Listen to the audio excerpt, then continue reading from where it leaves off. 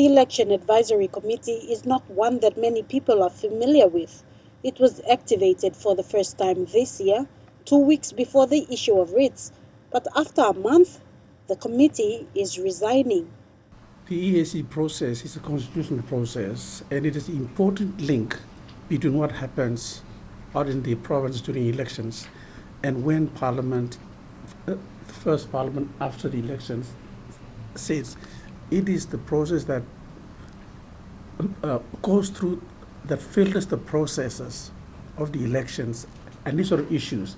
It deals with, considers, filters those issues to a point which the committee can be able to say, to advise positively or negatively the commissioner, whether there are things that are substantially wrong to justify a declaration that the elections have failed. So this is an important link, very essential, constitutionally provided, but the reason why we have taken this step is because we find it not right that we're going to connect that link, make that link between the election process and the formation of the first parliament after the elections.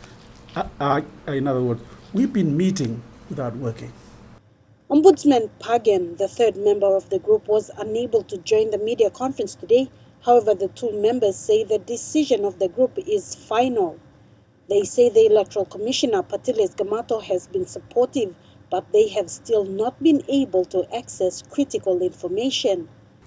The EAC has requested summaries per province, electorate and ward, requesting details of 1, the electoral roll, a spreadsheet containing the number of ballots distributed to those regions, when they departed Port Moresby and when they arrived in the province, and the date they were distributed.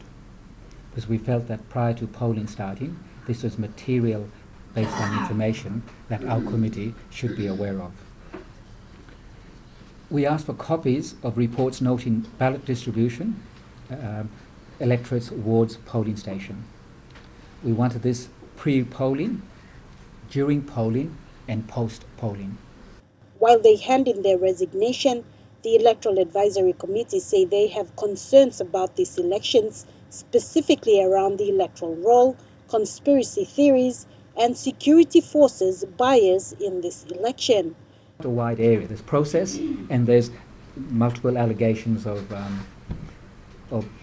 bad behaviour and some tantamount to criminal behaviour that we wanted to investigate. And while they appreciate the timing of their appointments, they say they hope this resignation will ensure proper process will be followed in the future. We also discussed the possibility of making specific recommendations for future EACs to actually deal with that question, that is rather not bad timing but wrong timing, in a sense that it came too close. The appointment of the committee was too close to the polling, to the beginning of polling. And we had our normal lifetime with 3 or 4 months, but actually include one of those recommendations to be, look, in the future, the work of the EAC must begin at least 6 months earlier, prior to the nominations. Sarah Aupong, National EMTV News.